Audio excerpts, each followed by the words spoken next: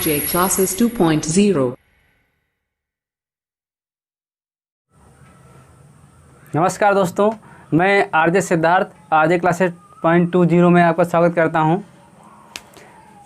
दोस्तों देखेंगे आज संविधान की तरफ बढ़ते हुए आज एक बहुत अच्छे बिंदु संविधान सभा तक हम पहुंच चुके हैं। दोस्तों देखते हैं कि संविधान सभा का निर्माण कैसे हुआ, संविधान सभा के सदस्य कौन से लोग थे और संविधान सभा कैसे कार्य कर रही थी, कहाँ से लोग आए, ये सब दोस्तों संविधान सभा में देखते हैं।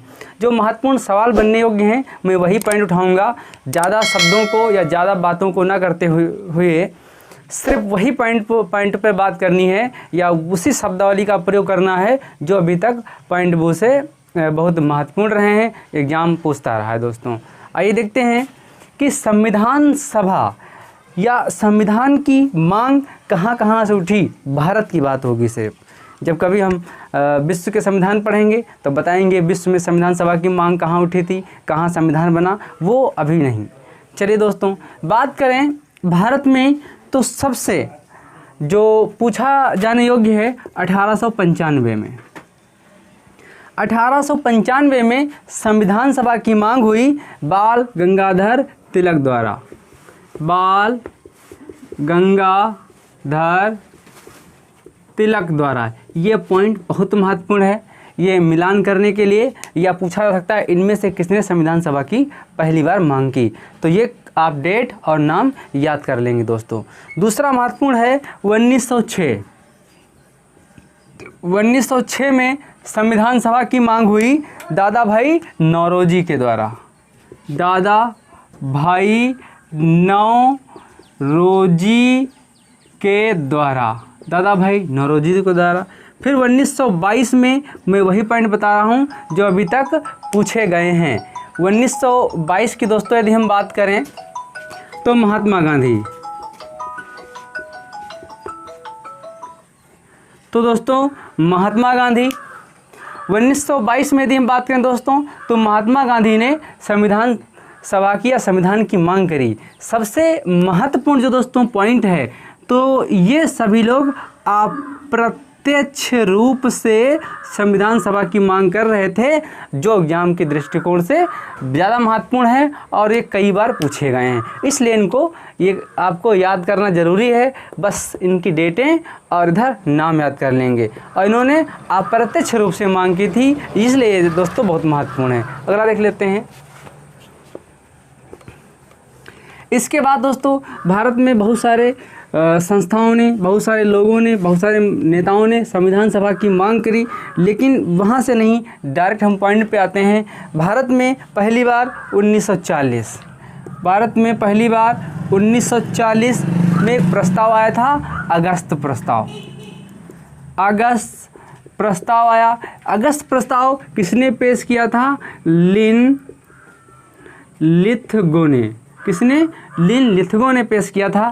दोस्तों इसमें बात कही गई थी पहली बार अंग्रेज़ों ने माना कि भारत में एक संविधान हो, भारत में एक संविधान सभा हो, लेकिन अंग्रेज़ों की मंशा कुछ और थी। वे चाह रहे थे कि इसमें मतलब संविधान सभा में जिसका निर्माण अंग्रेज करेंगे और कुछ मुख्य भारतीय होंगे। इसका साफ साफ मतलब है कि और लोग भी होंगे, वे और लोग अंग्रेज होंगे। तो ये बात कांग्रेस ने या भारतीय लोगों ने इसको नकार दिया और इस प्रस्ताव को नहीं माना। फिर यदि हम बात करें तो 1942 की सीधा बात कर लेते हैं। क्रिप्स मिशन आया। क्रिप्स मिशन जब आया, स्टेफर्ड क्रिप्स मिशन आया, इसमें भी संविधान की बात कही गई। इसमें संविधान सभा की स्पष्ट बात कही गई, इसमें घुमा फिरा के बात कही गई। ये कहा गया कि जब द्वितीय विश्व युद्ध समाप्त होगा तब हम यहाँ पर संविधान सभा का निर्माण करेंगे या संविधान बनाने का कार्य देंगे। अगस्त प्रस्ताव में कहा गया। इसमें ये नहीं कहा गया द्वितीय विश्व युद्ध बाद, कहा संविधान सभा भी बना लो।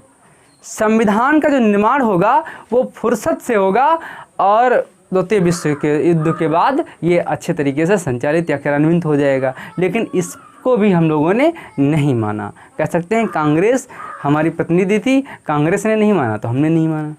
फिर बात करते हैं दोस्तों 1946 कैबिनेट मिशन योजना, कैबिनेट मिशन योजना, कैबिनेट मिशन योजना कब आया? 1946 में आया। उस समय दोस्तों इंग्लैंड की सरकार लेबर पार्टी की थी। लेबर पार्टी द्वितीय विश्व युद्ध 1945 में समाप्त हो गया। फिर ब्रिटेन में आम चुनाव हुए, वहाँ लेबर पार्टी की सरकार आई और प्रधानमंत्री वहाँ पर क्लीमेंट एटली बने। कौन बने? एटली, क्लीमेंट एटली बने, जो कि लेबर पार्टी से थे। ये उदारवादी संस्था थी। इन्होंने हाउस ऑफ कॉमन्स से घोषणा की दोस्तों कि भारत को आज़ाद होने का अधिकार है, या उनका अपना संविधान बनाने की इजाज़त होनी चाहिए। ये बात वहाँ से की और ये आया 1946 में दोस्तों। पैथिक लॉरेंस के अध्यक्षता में भारत आया। 24 मार्च 1946 को दिल्ली पहुँचा। 24 मार्च 1946 को दिल्ली पहुंचा। इन तीनों को हम पिछले वीडियो में बता चुके हैं। आप यदि आपको विस्तार से अच्छे तरीके से समझना हो तो हमारे पीछे के जो वीडियो हैं आप देख सकते हैं दोस्तों। और मैं आपसे एक सलाह भी देता हूं, यदि आपको क्रम वाइज समझना है तो आपको हमारे पुराने वीडियो देखना ज़रूरी है। यदि आप पुराने वीडियो नहीं देखते हैं तो आगे के वीडियो में थोड़ा सा समझने में दिक्कत हो सकती है। ऐसा कुछ नहीं है, समझ में सब आएगा, लेकिन विस्तार समझने के लिए पुराना देखना ज़रूरी है दोस्तों। तो आगे हम बात करते हैं कैबिनेट मिशन। देखिए, जो हमारा संविधान बना वो किस योजना के तहत बना? सीधा प्रश्न ये पूछ लिया जाता है। तो वो कैबिनेट मिशन योजना के तहत बना। जो हमारा संविधान बना वो कैबिनेट मिशन योजना के तहत बना। ये दोस्तों बहुत महत्वपूर्ण है। अब देखिए, जो हमारी संविधान सभा थी, संविधान सभा, पहला पॉइंट कि संविधान सभा का निर्माण किस योजना के तहत? तो कैबिनेट मिशन योजना 1946, जिसका अध्यक्ष पैथिक लॉरेंस था, जो कि भारत का सचिव था। इसमें पैथिक लॉरेंस, A.B. अलेक्जेंडर और दोस्तों स्टेफर्ड क्रिप्स, ये 3 सदस्य थे जिनको क्लीमेंट एटली ने भारत भेजा था। अच्छा, क्रिप्स मिशन आया तो वहाँ पर भी स्टेफर्ड क्रिप्स थे, वो इसके अध्यक्ष थे, लेकिन इसका पैथिक लॉरेंस अध्यक्ष था, जो कि भारत सचिव था। संविधान सभा का निर्माण कैबिनेट मिशन योजना के तहत हुआ। एक ये दोस्तों पॉइंट आप याद कर लेंगे, कैबिनेट मिशन योजना के तहत संविधान सभा का निर्माण हुआ। अब देखिए, संविधान सभा का दोस्तों जो निर्माण हुआ, इसमें सबसे अच्छा पॉइंट जो कई बार एग्जाम में पूछा गया है, जो सदस्य थे 389 सदस्य। 389 सदस्यों में दोस्तों बात कर लेते हैं कि 2 जगह से थे। जो हमारा भारत था 2 भागों में था। एक था ब्रिटिश भारत, दूसरा था देसी भारत। जो ब्रिटिश भारत था दोस्तों, यहाँ से 292 सदस्य थे, यहाँ से 93 सदस्य थे। ये दोस्तों आपको याद करना बहुत ज़रूरी है। 4 सदस्य ऐसे थे जो दोस्तों कमिश्नरी क्षेत्र से थे। कमिश्नरी क्षेत्र से थे 4 सदस्य। वे कमिश्नरी क्षेत्र कौन सा है ये आपको जानना बहुत ज़रूरी है। एक दोस्तों दिल्ली स्थान, एक दिल्ली से था, दूसरा राजस्थान से था, दूसरा कर्नाटक से था, तीसरा बलूचिस्तान से था जो कि पाकिस्तान में है। कर्नाटक में कहाँ था? तो ये कुर्ग का था। और ये कहाँ था? राजस्थान का अजमेर और भीलवाड़ा का था। अजमेर या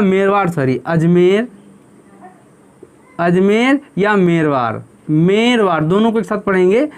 इस जगहों से एक सदस्य यहाँ से, एक सदस्य यहाँ से, एक यहाँ से, एक यहाँ से, कुल मिला के यहाँ पर 4 हो गए। इनको जोड़ेंगे तो दोस्तों जो सदस्य बनते हैं 296 सदस्य ब्रिटिश भारत से थे और 93 देसी रियासतों से थे या देसी भारत से थे ये सदस्य। सबसे महत्वपूर्ण पॉइंट ये है कि जो 289 सदस्य आए, इसमें कुछ सदस्य ऐसे होंगे दोस्तों जो अभी शामिल नहीं हैं या कुछ सदस्य शामिल होंगे। तो पहली बात इनको देख लीजिए, 2 9693, 9, 8 और 3, ये 389 जो सदस्य आए ये मनोनीत थे, मनोनीत सदस्य थे। ये आपको देखना है। ये दोस्तों पूछा जाता है कि 389 सदस्य थे वो निर्वाचित थे या मनोनीत थे, तो ये दोस्तों मनोनीत थे। संविधान सभा का निर्माण कैबिनेट मिशन योजना के तहत हुआ। ब्रिटिश भारत और देसी भारत, ये भारत हमारा 2 भागों में बटा था, तो इसमें ब्रिटिश भारत से 292 सदस्य थे। 4 कमिश्नरी क्षेत्रों से, कमिश्नरी क्षेत्र में दिल्ली, राजस्थान, कर्नाटक, बलूचिस्तान, दिल्ली प्रॉपर दिल्ली, अजमेर मेरवाड़ा से राजस्थान में, कुर्ग कर्नाटक से, बलूचिस्तान जो इस समय पाकिस्तान में है वहाँ से था। 93 सदस्य देसी भारत या रियासतों से थे। ये दोस्तों क्लियर हो गया होगा। 389 सदस्य संविधान सभा में कैसे आए, ये तो आपको क्लियर दोस्तों हो गया होगा। चलिए आगे देख लेते हैं। इसी पॉइंट में आगे हम इस पॉइंट में देख लेंगे दोस्तों, मैंने आपको कल बताया था एक वीडियो में कि संप्रदाय के आधार पर दोस्तों, संप्रदाय के आधार पर सदस्यों का चुनाव हुआ। तो वे कौन कौन संप्रदाय थे? तो सामान्य मुस्लिम और सिख थे। कौन थे? सामान्य मुस्लिम और सिख थे। सिख सिर्फ दोस्तों पंजाब में थे। जो सिख संप्रदाय को मान्यता मिली ये दोस्तों पंजाब में थे। सामान्य मुस्लिम ये पूरे भारत में थे। पूरे भारत में के साथ साथ बांग्लादेश, जो कि आज दोस्तों बंगाल तब था, आज बांग्लादेश है, वहाँ के भी सदस्य थे। तो 213 सामान्य, 213 सामान्य, 79 मुस्लिम थे और दोस्तों 4 सदस्य इसमें सिख थे। ये दोस्तों आपको याद कर लेना है, ये पूछा जा सकता है। उसके बाद यदि हम चुनाव के जो परिणाम आए दोस्तों, चुनाव के परिणाम आए उसमें भी इन सदस्यों का बंटवारा हुआ। इसमें कांग्रेस 208, कांग्रेस 208 सदस्यों के साथ थी। मुस्लिम लीग 73, मुस्लिम लीग 73 थी और जो अन्य या निर्दलीय थे वे सदस्य 8 थे दोस्तों। एक पॉइंट और है दोस्तों, अभी जब मैं इन सबको जोड़ के संविधान पर हस्ताक्षर कराऊंगा तब वहाँ पर इनका आंकड़ा बदल जाएगा। इस आंकड़े में दोस्तों आप देखेंगे कि जोड़ने से कुछ और आएगा, बताया आंकड़ा कुछ और गया है, किताबों में कुछ और होगा। तो उस कन्फ्यूजन को दूर करने के लिए मैं एक पॉइंट बताना चाहूँगा। जो 208 सदस्य कांग्रेस से थे उसमें 30 सदस्य ऐसे थे जो कांग्रेस का बैनर लेकर के चुनाव लड़े थे और जीते थे, लेकिन वे कांग्रेसी नहीं थे। कांग्रेस का समर्थन था, कांग्रेस का संरक्षण था, लेकिन वे कांग्रेसी नहीं थे। 30 सदस्य ऐसे थे 208 में। तो दोस्तों ये मैं आशा करता हूँ आपको समझ में आ गया होगा। इन आंकड़ों को जोड़ के देख लेना, क्लियर हो जाएगा दोस्तों। और जो ना क्लियर होगा उसके लिए अभी हम हैं, आगे देखते हैं।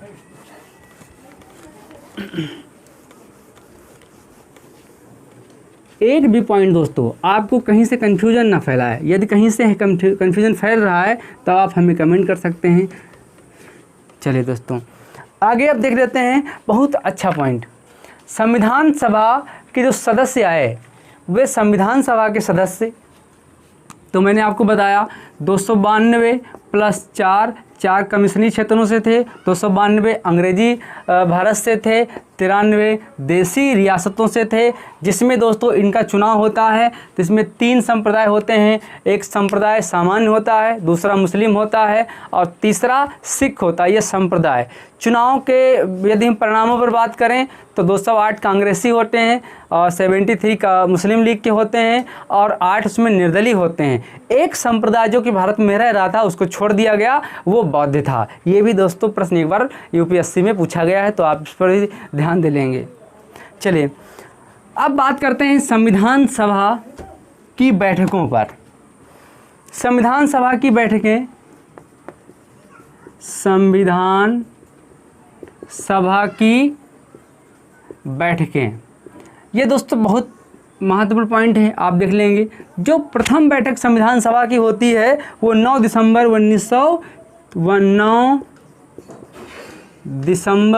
1946 को संविधान सभा की बैठक होती है। इसके दोस्तों जो अध्यक्ष बनाए जाते हैं वे सच्चिदानंद सिन्हा, डॉक्टर सच्चिदानंद सिन्हा बनाए जाते हैं।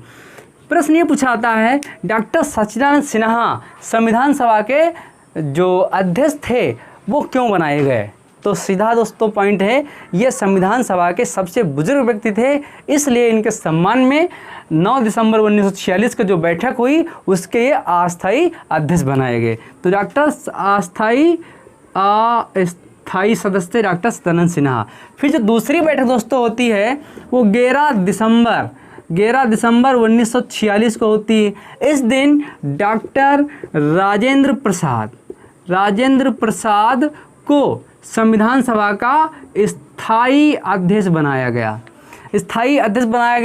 डॉक्टर राजेंद्र प्रसाद दोस्तों, इनको बिहार का गांधी कहा जाता है। डॉक्टर राजेंद्र प्रसाद ऐसे व्यक्ति थे जिन्होंने संविधान पर सबसे बाद में हस्ताक्षर किए। डॉक्टर प्रसाद ऐसे एक व्यक्ति थे जो भारत के प्रथम राष्ट्रपति थे। अब सवाल ये उठता है डॉक्टर राजेंद्र प्रसाद मनोनीत थे या निर्वाचित थे? अब मैं पहले इसके बता चुका हूँ कि दोस्तों जो 389 सदस्य थे वो मनोनीत थे, उसमें डॉक्टर राजेंद्र प्रसाद भी होंगे। तो डॉक्टर राजेंद्र प्रसाद मनोनीत थे या निर्वाचित थे? इसके पहले दोस्तों कुछ चुनाव होते हैं और ऐसे सदस्यों को आंतरिक चुनाव के तहत डॉक्टर राजेंद्र प्रसाद को हम निर्वाचित बोल सकते हैं, मनोनीत नहीं बोल सकते हैं। इसलिए डॉक्टर राजेंद्र प्रसाद जो प्रथम कह सकते हैं जो भारत के प्रथम राष्ट्रपति थे या संविधान पर हस्ताक्षर करने वाले अंतिम व्यक्ति थे, तो वे निर्वाचित थे, मनोनीत नहीं थे। तो प्रथम व्यक्ति कौन था जिसने साइन किया संविधान पर? तो पंडित जवाहरलाल नेहरू। ये दोनों पॉइंट बहुत महत्वपूर्ण हैं, एग्जाम के दृष्टिकोण से कई बार दोस्तों पूछे गए। अगली बैठक हम बात करेंगे 13 दिसंबर 1946 को हुई। अगली बैठक 13 दिसंबर 1946 को हुई। इस दिन पंडित जवाहरलाल नेहरू ने उद्देश्य प्रस्ताव पेश किया दोस्तों, उद्देश्य प्रस्ताव पेश किया। इस उद्देश्य प्रस्ताव में क्या था? इस उद्देश्य प्रस्ताव में बताया गया था कि सरकार किस तरह चलेगी, संविधान का निर्माण किस तरीके से होगा, आंतरिक जो मंत्रिमंडल बनेगा वो कैसे बनेगा, कुल मिला के उसमें प्रणालियाँ बताई गई थीं। तो जिस दिन 13 दिसंबर 1946 को पंडित जवाहरलाल नेहरू ने उद्देश्य प्रस्ताव पेश किया, उस दिन ये मंजूर नहीं हुआ। फिर एक और दोस्तों बैठक हुई 22 जनवरी 1947। 22 जनवरी 1947, ये डेट भी याद कर लेंगे। डेट यदि आप नहीं याद करते तो दिक्कत हो जाएगी। उस दिन उद्देश्य प्रस्ताव पास हो गया। 22 जनवरी 1946 को उद्देश्य प्रस्ताव दोस्तों पास हो गया, पारित कर दिया गया। इसके बाद दोस्तों यदि हम बात करें संविधान सभा का अध्यक्ष, प्रथम अध्यक्ष यदि इन दोनों में से आ जाए कि इसका प्रथम अध्यक्ष कौन था, तो सच्चिदानंद सिन्हा थे। प्रथम स्थायी अध्यक्ष कौन था, तो डॉक्टर राजेंद्र प्रसाद थे। इस पॉइंट को आप कंफ्यूजन में मत रखना। यदि प्रथम अध्यक्ष पूछा जाए तो सच्चिदानंद सिन्हा, स्थायी पूछा जाए राजेंद्र प्रसाद, अस्थायी पूछा जाए तो सच्चिदानंद सिन्हा। दोस्तों आगे यदि हम बात करें तो इसके दो उपाध्यक्ष भी थे, संविधान सभा के दो उपाध्यक्ष भी थे। H.C. मुखर्जी, एक ये व्यक्ति आप याद रखेंगे S.C. मुखर्जी संविधान सभा के उपाध्यक्ष थे। एक B.T.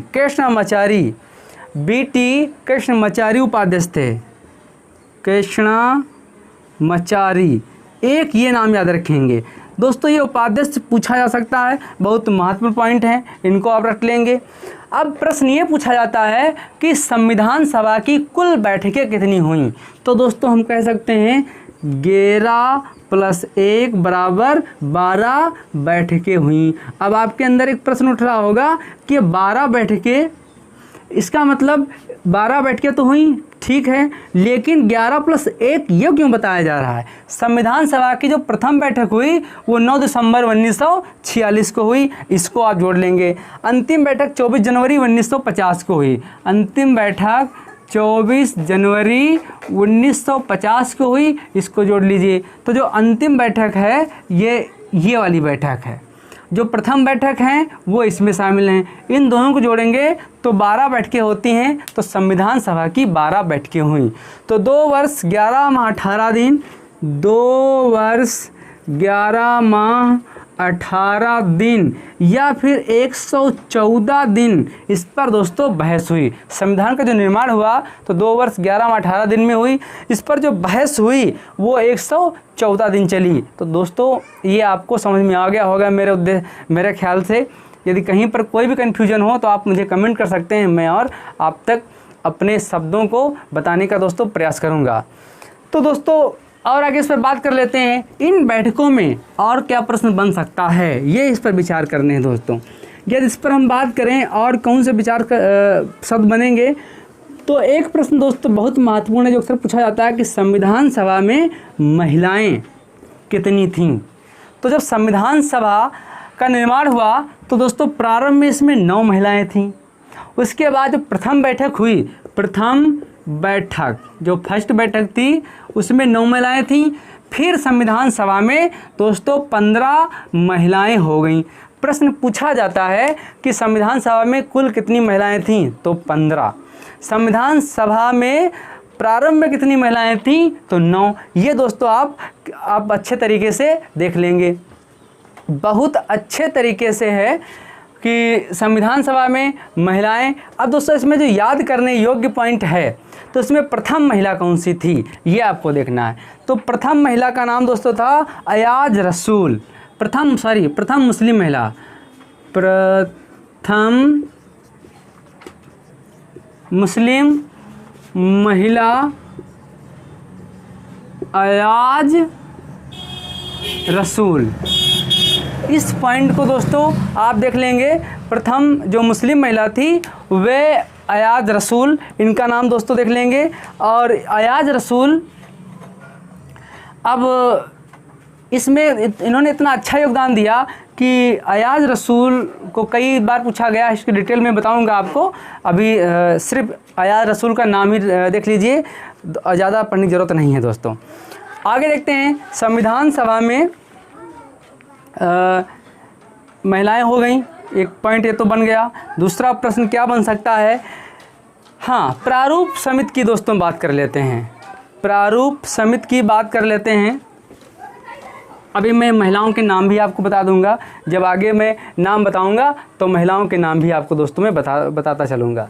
चलिए आगे देख लेते हैं कि जो संविधान सभा का प्रारूप था उसको BN राव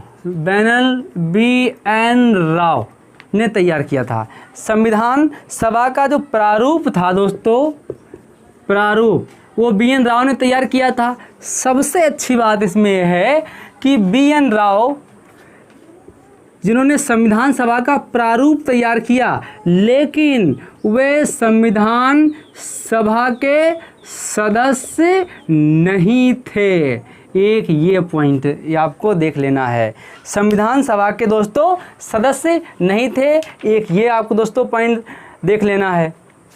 दूसरी बात, जब बर्मा का संविधान बना उसमें भी BN राव ने बहुत अच्छा दोस्तों अपना योगदान दिया। एक ये सबसे अच्छा पॉइंट है।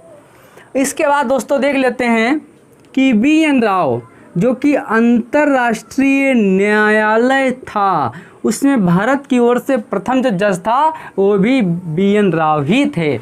एक ये दोस्तों पॉइंट है, बहुत अच्छा पॉइंट आप देख लेंगे। तो BN राव, आप देखिए BN राव का योगदान बहुत ही सराहनीय रहा। जो प्रारूप समिति है दोस्तों ये 29 अगस्त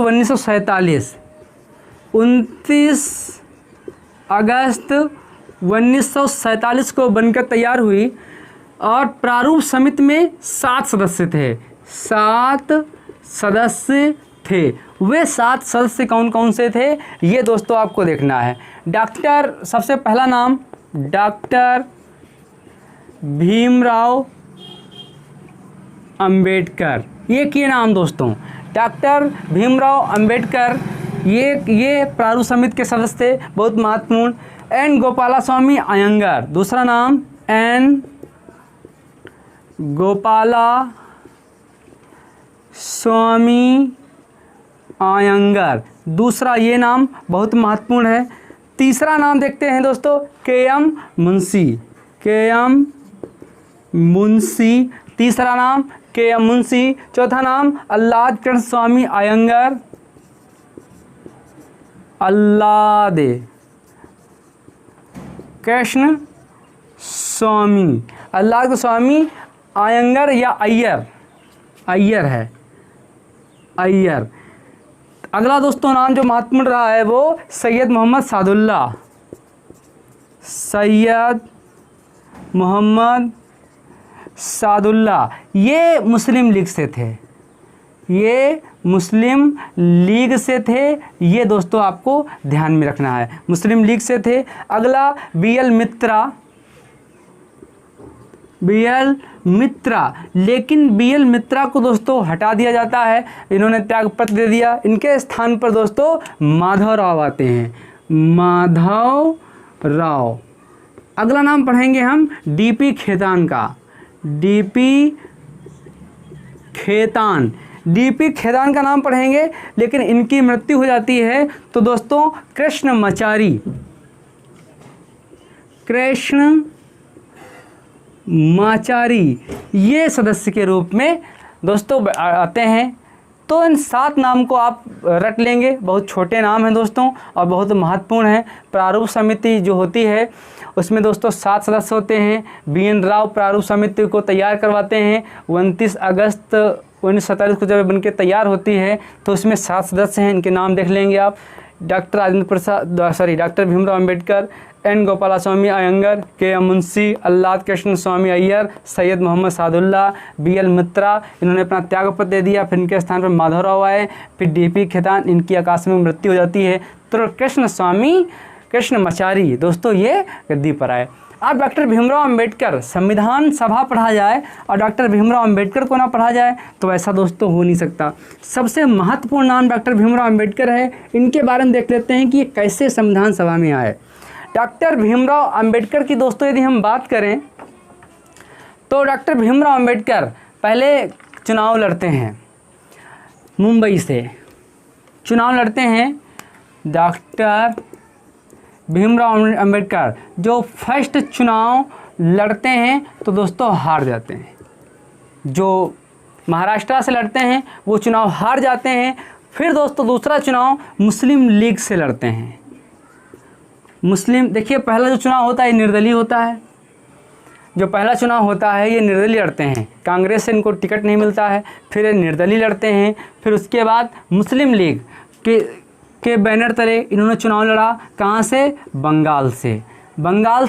बंगाल में वो स्थान कौन सा था जहाँ से दोस्तों ने चुनाव लड़ा? तो जयसुर कुलना। कौन सा स्थान? जयसुर कुलना, जो कि वर्तमान में कहाँ है? बांग्लादेश में है। वर्तमान में दोस्तों ये बांग्लादेश में है। तो जो मुस्लिम लीग से चुनाव लड़े, मुस्लिम लीग से डॉक्टर भीमराव अंबेडकर पश्चिम बंगाल से। बंगाल इस समय कहाँ है? जयसुर कुलना, ये वर्तमान में बांग्लादेश में है। इसी को दोस्तों पूर्वी पाकिस्तान कहा जाता था। यहाँ से इन्होंने चुनाव लड़ा और ये हार गए, यहाँ से जीते। और पहला चुनाव हारते हैं, दूसरा चुनाव यहाँ से जीतते हैं। अब होता क्या है, जब भारत आज़ाद होता है उसी समय पाकिस्तान का भी जन्म होता है। जब पाकिस्तान का जन्म होता है दोस्तों, तब ये सीट चली जाती है पूर्वी पाकिस्तान में। मतलब जो आज वर्तमान में बांग्लादेश में है उसमें पूर्वी पाकिस्तान में चली जाती है। तब इनकी सीट खाली हो जाती है। अब वो सीट कहीं ना कहीं तो भारत में लानी है, कहीं ना कहीं तो रखनी है। तो ऐसे स्थिति में अब उधर संविधान का निर्माण होने जा रहा है। संविधान के निर्माण में एक बहुत अच्छे जानकार व्यक्ति की ज़रूरत है। इसकी दोस्तों एक मीटिंग बुलाई जाती है और डॉक्टर भीमराव अंबेडकर का नाम सामने आता है। डॉक्टर भीमराव अंबेडकर जब संविधान सभा में लाने की बात चल रही होती है तो ऐसी स्थितियों में बहुत लोग ऐसे होते हैं जो डॉक्टर भीमराव अंबेडकर का दोस्तों विरोध भी करते हैं। वो विरोध करते हैं, वो ये चाहते हैं कि डॉक्टर भीमराव अंबेडकर को संविधान सभा में न लाया जाए। लेकिन उसी स्थिति में डॉक्टर राजेंद्र प्रसाद, एक ये नाम आप याद कर लेंगे, इसके बाद डॉक्टर राजेंद्र प्रसाद के साथ दोस्तों एम आर माधव जायकर, ये दोस्तों बहुत महत्वपूर्ण नाम है। और बीजी खेर, ये 3 नाम बहुत महत्वपूर्ण हैं। डॉक्टर राजेंद्र प्रसाद जो उस समय राष्ट्रपति थे, MR जायकर ये दोस्तों बहुत महत्वपूर्ण महाराष्ट्र हैं, और बीजी खेर, ये 3 नाम ऐसे हैं जो डॉक्टर भीमराव अंबेडकर को महाराष्ट्र मतलब बम्बई लाते हैं। डॉक्टर भीमराव अंबेडकर को जो संविधान सभा में शामिल किया गया तो इनको बैक सीट से लाया गया, ऐसा कहा जाता है। तो दोस्तों बीजी खेर, BN राव, अब बीजी खेर को थोड़ा रोकेंगे तो हम BN राव से शुरुआत करेंगे। दोस्तों BN राव क्या करते हैं, डॉक्टर राजेंद्र प्रसाद को खत लिखते हैं कि डॉक्टर राजेंद्र प्रसाद को खत लिखा जाता है कि डॉक्टर भीमराव अम्बेडकर को मुंबई लाया जाए या संविधान सभा में शामिल किया जाए। ऐसी स्थिति में दोस्तों डॉक्टर राजेंद्र प्रसाद, बीजी खेर जो कि उस समय प्रधानमंत्री हैं, अब देखिए प्रधानमंत्री का मतलब उस समय जो मंत्री था उसको प्रधानमंत्री कहा जाता था, ये प्रधानमंत्री हैं उस समय। इन्होंने MR जायकर के स्थान पर MR जायकर को हटाया और उनके स्थान पर डॉक्टर भीमराव अंबेडकर को लाया गया। ये कड़ी समझ गए होंगे दोस्तों। इस कड़ी में जो प्रधानमंत्री बीजी खेर हैं। अब देखिए BN राव पत्र लिखते हैं डॉक्टर राजेंद्र प्रसाद को, डॉक्टर राजेंद्र प्रसाद बीजी खेर को पत्र लिखते हैं, बीजी खेर MR जायकर को उनके पद से हटा देते हैं और इन्हीं के पद पर डॉक्टर भीमराव अंबेडकर को लाया जाता है। अब ऐसी स्थितियों में ये संविधान सभा में दोस्तों शामिल होंगे। ये यहाँ से पॉइंट है। यदि ये प्रश्न पूछा जाता है कि संविधान सभा में डॉक्टर भीमराव अंबेडकर कहाँ से थे, तो आप लगाएंगे मुंबई से थे। यदि ये पूछा जाता है कि इन्होंने चुनाव कहाँ से जीता, तो बंगाल से जीता। किस पार्टी से जीता, तो मुस्लिम लीग से जीता। लेकिन संविधान सभा में किस पार्टी से आए, तो कांग्रेस से आए, क्योंकि मुस्लिम लीग उस समय पाकिस्तान की ओर जा चुकी थी। अब देखिए दोस्तों, कुछ बड़े नेता थे जैसे महात्मा गांधी, मोहम्मद अली जिन्ना, इन्होंने संविधान सभा की सदस्यता ग्रहण नहीं की। ये पॉइंट बहुत महत्वपूर्ण है। साथ में दोस्तों जो आपके BN राव हैं, इन्होंने संविधान सभा की सदस्यता ग्रहण नहीं की। ये भी दोस्तों बहुत महत्वपूर्ण पॉइंट है। अब आगे दोस्तों बात कर लेते हैं। देखिए जो 24 जनवरी 1950 को संविधान सभा की अंतिम बैठक हुई थी, उस दिन दोस्तों 284 लोगों ने संविधान पर हस्ताक्षर किए थे। 284 लोगों ने संविधान पर हस्ताक्षर किए थे। इनमें दोस्तों प्रश्न ये पूछा जाता है कि प्रथम व्यक्ति कौन था जिसने संविधान पर हस्ताक्षर किए थे, तो प्रथम व्यक्ति पंडित जवाहरलाल नेहरू थे जिन्होंने दोस्तों हस्ताक्षर किए थे।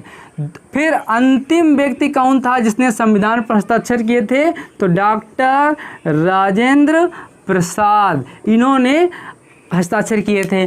तो भारत का प्रथम प्रधानमंत्री पंडित जवाहरलाल नेहरू, जिन्होंने प्रथम व्यक्ति के रूप में संविधान पर हस्ताक्षर किए।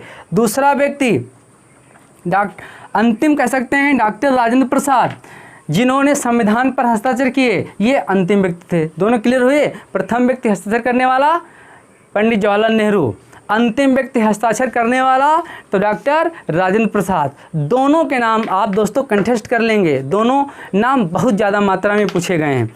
फिर दोस्तों बात की जाती है कि 289 सदस्य, ये संविधान जब हमारा संविधान सभा का निर्माण हो रहा था तो 289 सदस्य वहाँ पर थे। उसके बाद जब भारत आज़ाद हुआ तो 299 सदस्य थे। एक ये पॉइंट, तो मतलब 1946 में 289, 1947 में 299 और 284 लोगों ने संविधान पर हस्ताक्षर किए। ये हजम करने वाली बात नहीं। आइए देख लेते हैं दोस्तों। यहाँ पर लोगों को बहुत कन्फ्यूजन होता है, किताबों में बहुत आंकड़े दिए हैं। चलिए दोस्तों देखिए 289 ऐसे व्यक्ति थे जिनको शामिल किया गया, मनोनीत किया गया था। इसके बाद 389 ऐसे व्यक्ति थे जिनको संविधान सभा में शामिल करने की बात कही गई थी और इतने लोगों के नाम चुने गए थे। इसके बाद 284 ऐसे व्यक्ति थे जिन्होंने संविधान सभा पर हस्ताक्षर किए थे। 299 ऐसे व्यक्ति थे जिन्होंने दोस्तों कह सकते हैं कि संविधान सभा के सदस्यों की संख्या थी जब भारत आज़ाद हुआ। क्यों? ये सदस्य ऐसे थे जिसमें कांग्रेस, देसी रियासतें और मुस्लिम लीग तीनों शामिल थे। यहाँ पर मुस्लिम लीग निकल गई, यहाँ पर देसी रियासतें, मुस्लिम लीग इन दोनों से विद्रोह कर रही थी या अलग हो रही थी, जैसे हैदराबाद, जम्मू कश्मीर और कई सारी रियासतें हैं जो कि संविधान सभा में शामिल नहीं होती हैं। बहुत सारे लोग ऐसे होते हैं जो कि दोस्तों इसमें 299 में संविधान सभा में तो हैं लेकिन संविधान पर हस्ताक्षर नहीं करे। बहुत लोग ऐसे होते हैं उनको ये संविधान पसंद नहीं आया। एक ये दोस्तों पॉइंट बहुत अच्छा है। चलिए, तो जब भारत आज़ाद हुआ तो कितने सदस्य? 299। संविधान पर हस्ताक्षर कितने लोगों ने किया? 284 ने। कुल सदस्य कितने थे प्रारंभ में? तो 389 थे, 389। क्लियर हो गया होगा दोस्तों। चलिए आगे पॉइंट देख लेते हैं। आगे बहुत अच्छा एक पॉइंट है, संविधान सभा के कार्य। ये दोस्तों देख लेते हैं। संविधान सभा के कार्य हम दो भागों में देख लेते हैं। एक तो संविधान निर्माण का कार्य था, एक था संसद का कार्य था। जब संविधान निर्माण का कार्य हो रहा था तो उस समय दोस्तों इसकी अध्यक्षता डॉक्टर राजेंद्र प्रसाद कर रहे थे। जिस समय संविधान निर्माण हो रहा था, जिस समय दोस्तों संसद चल रही थी, उस समय यहाँ पर जीबी मावलंकर ये व्यक्ति ऐसे थे जो कि संविधान सभा की अध्यक्षता कर रहे थे। तो संविधान सभा की अध्यक्षता जब संविधान निर्माण हो रहा था तो डॉक्टर राजेंद्र प्रसाद, जब सत्र चल रहा था तो जीबी मावलंकर। इसलिए कहा जाता है कि दोस्तों लोकसभा का प्रथम अध्यक्ष कौन था? तो जीबी मावलंकर थे, क्योंकि यहाँ पर दो और थे, लोकसभा और राज्यसभा। राज्यसभा के बारे में अभी हम नहीं पढ़ेंगे, लोकसभा राज्यसभा बाद में पढ़ेंगे। इसका सदस्य, इसका जो अध्यक्ष था प्रथम, वो जीबी मावलंकर, गणेश वासुदेव मावलंकर थे। ये बात दोस्तों क्लियर हो गई होगी। फिर जैसे ही संविधान बनके तैयार हुआ वैसे ही अनुच्छेद 380 के तहत एक प्रावधान था, उस प्रावधान को समाप्त कर दिया गया। उसमें था अंतरिम राष्ट्रपति पद का समापन दोस्तों कर दिया गया। एक बहुत अच्छा पॉइंट ये भी आपको याद करना है। चलिए दोस्तों आगे देख लेते हैं। मैं उम्मीद करता हूँ मेरी स्पीड थोड़ा ज़्यादा है लेकिन आपको समझ में आ रहा होगा।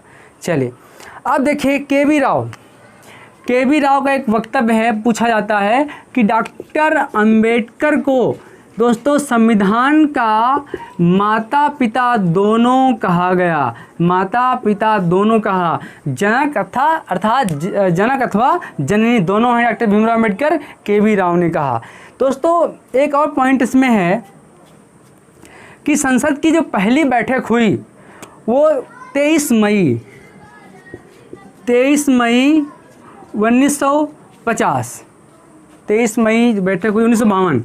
सॉरी दोस्तों, 23 मई 1952 को पहली बैठक हुई संसद की। लेकिन संविधान में संशोधन दोस्तों 1951 में ही प्रथम हो गया था। तो प्रथम संशोधन 1951 में ही हो गया था और बैठक 1952 में दोस्तों हुई थी। ये पॉइंट बहुत महत्वपूर्ण है।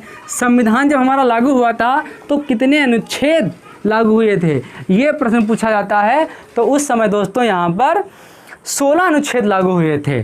15+1 जब हमारा संविधान लागू हुआ तब कितने संविधान अनुच्छेद लागू हुए? 16। 15+1 एक कौन सा था? तो 395। ये कहता है कि आज के दिन हमारा संविधान लागू होगा जिसमें कि 15 अनुच्छेद कार्य करेंगे, इसलिए 395 भी तो लागू हुआ। ऐसे दोस्तों चलिए अगला पॉइंट दोस्तों पढ़ लेते हैं। 26 नवंबर, क्या प्रश्न बन सकता है? 26 नवंबर 1949, जिस 26 नवंबर 1949 संविधान आंशिक रूप से लागू हो गया। इस दिन दोस्तों बताया कि 16 अनुच्छेद लागू हुई है। किस तरीके से लागू हुई है? 15 + 1 = 16 लागू हुई है। लेकिन इसको मनाते किस रूप में हैं? देखिए 26 नवंबर को हम लोग विधि दिवस के रूप में मनाते थे। विधि दिवस के रूप में मना रहे थे विजयलक्ष्मी सिंघवी जो कि राजस्थान से हैं, उनकी एडवाइस से। उसके बाद 125वीं जयंती डॉक्टर भीमराव अंबेडकर की थी। 2015 से हम इसी तारीख को दोस्तों विधि दिवस को अब संविधान दिवस के रूप में मनाने का काम करते हैं। ये पॉइंट दोस्तों बहुत अच्छा याद कर लेंगे। 26 नवंबर 1949 को हम विधि दिवस मनाए और पहली बार 1950 में मनाया गया और 26 नवंबर को विधि दिवस मनाते थे। अब 125वीं जयंती डॉक्टर भीमराव अंबेडकर की जयंती पर 2015 से अब हम 26 नवंबर को संविधान दिवस मनाने का काम करते हैं। ये दोस्तों बहुत अच्छा पॉइंट है। अब देखिए इसकी कुछ दोस्तों आलोचनाएं भी हुई संविधान सभा की, तो उसमें 2 नाम जो अभी तक पूछे गए हैं उनको हम पढ़ लेंगे। एक चर्चिल, ये 2 आलोचनाएं करता है। पहला, जब संविधान सभा बन रही थी तो कहा गया ये एक ऐसी बारात है जिसकी दुल्हन ही गायब है। एक ये पॉइंट, ये एक ऐसी बारात है जिसकी दुल्हन ही गायब है। दूसरा पॉइंट दोस्तों चर्चिल ने यह भी कहा कि संविधान सभा एक जातीय सभा है। संविधान सभा एक जातीय सभा है। एक ये पॉइंट। दूसरा दोस्तों लॉर्ड साइमन का हम कथन पढ़ लेंगे। लॉर्ड साइमन बोलते हैं कि संविधान सभा हिंदुओं की सभा है। हिंदुओं की सभा है। एक ये पॉइंट दोस्तों बहुत महत्वपूर्ण है। अब दोस्तों इसी के बाद में जब संविधान सभा की बैठक हो रही थी तो सभी लोग कुछ ना कुछ बोल रहे थे, तो डॉक्टर राजेंद्र प्रसाद भी डॉक्टर अंबेडकर के बारे में बोलते हैं। कहते हैं कि संविधान सभा में यदि हमने कुछ अच्छा कार्य किया है तो एक ये कार्य किया है कि प्रारूप समिति में या संविधान बनाने के कार्यों में जो हमने डॉक्टर अंबेडकर को शामिल किया, एक ऐसे व्यक्ति को शामिल किया जो दक्ष पायलट के रूप में कार्य किया। कौन? दक्ष पायलट के रूप में कार्य किया। तो दोस्तों ये प्रश्न पूछा जा सकता है कि दक्ष पायलट संविधान सभा में किसे कहा गया? तो डॉक्टर भीमराव अंबेडकर को कहा गया दोस्तों। तो दोस्तों मैं उम्मीद करता हूँ ये पॉइंट आपको समझ में आ गया होगा। वीडियो लंबा ना हो जाए इसलिए मैंने उन महिलाओं के नाम नहीं बताए जो कि 15 महिलाएं संविधान सभा में शामिल थीं। ये दोस्तों तरन्नुम मैम के द्वारा आपको स्टैटिक जीएस में मिल जाएंगी। तो दोस्तों इसी के साथ हम आपको धन्यवाद अदा करना चाहेंगे हमें देखने के लिए। नमस्कार।